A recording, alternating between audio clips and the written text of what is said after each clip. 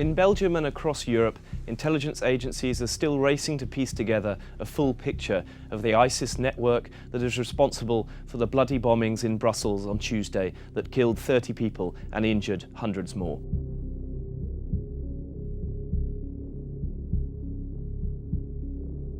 Two brothers, Khalid and Brahim el-Bakrawi, were the perpetrators of two of the three suicide bombings, one responsible for one of the two explosions at Zaventem airport, the other for the blast at Maalbeek metro station, Belgian authorities said on Wednesday. The identity of the second airport suicide bomber is still unknown. A third man, also seen on CCTV footage at the airport, is also being sought.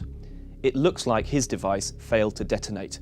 An individual has been arrested in the Brussels suburb of Anderlecht in connection with the attacks, but his identity is also still unknown.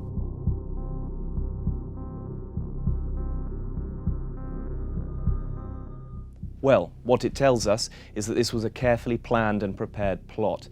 The targets were deliberately chosen, with 4 bombers and a broader network of logistical support behind them to manufacture the explosives, coordinate timing and organise matters.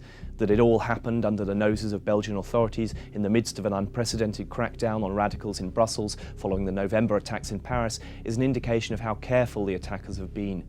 The bombs were also far larger than the improvised explosive devices used in Paris, indicating that ISIS's European network is ramping up its bomb-making capability. Finding out who the bomb maker is will be one of the critical tasks facing intelligence agencies in the coming weeks. He's unlikely to have been among the attackers.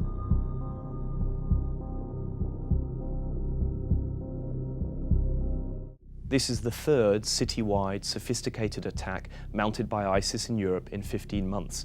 Law enforcement agencies have so far struggled to impact ISIS's operational capability. Fingers are already being pointed. On Tuesday evening, Michel Sapin, the French finance minister, accused Belgian authorities of naivety over radical Islam. It's certainly true that Belgium, in spite of having the largest per capita number of citizens in Europe who have travelled to fight with ISIS in Syria, has severely stretched intelligence gathering capabilities. Others blame a lack of information sharing at a European level.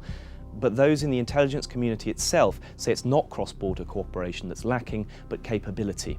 One British official told the Financial Times that ISIS and its cells in Europe are masking their activities so well because of their discipline and their care with communications. The terror cells are using disposable phones and encrypted messaging services rigorously, they said, adding that unless European authorities can seriously ramp up their basic surveillance abilities, the problem is unlikely to be solved anytime soon. Sam Jones, Financial Times.